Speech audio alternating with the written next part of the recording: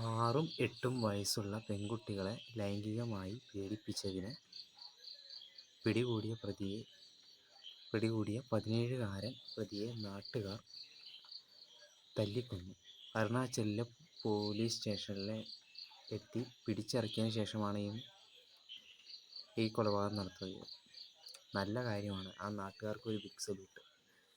കാരണം എന്ന് പറഞ്ഞാൽ ഇപ്പോൾ ഉള്ള ഒരുത്തന്മാരെയൊക്കെ കൊണ്ട് സംരക്ഷിക്കാൻ കണ്ടില്ലേ, തിന്നും ഒറ്റ കൈയൊക്കെ പോയിട്ടും കയറി തീറ്റി പോറ്റി അവന് ജയിൽ ചാടാനുള്ള സൗകര്യങ്ങളൊക്കെ ചെയ്തു കൊടുത്തു. പാൻ്റൊക്കെ ഇടിയിച്ചു, ചാടിയൊക്കെ ഇടിയിച്ചു. അവന് പിടിച്ച ശേഷം തല്ലാൻ വന്ന ആൾക്കാരെ തടഞ്ഞു. ഇതേ സംഭവം ഗോവിന്ദചാമി രക്ഷപ്പെട്ടപ്പോൾ ചെയ്തിരുന്നെങ്കിലുണ്ടല്ലോ സൂപ്പറായിരുന്നു.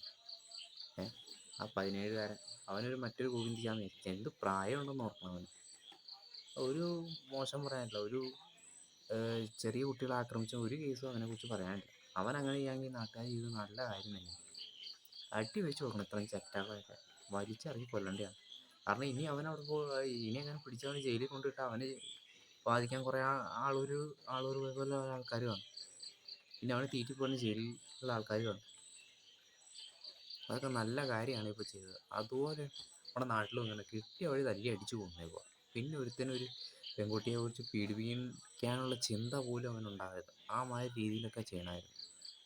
എന്തെങ്കിലും ഒരിക്കൽ കൂടി ആ നാട്ടുകാർക്ക് ബിഗ് സല്യൂട്ട്.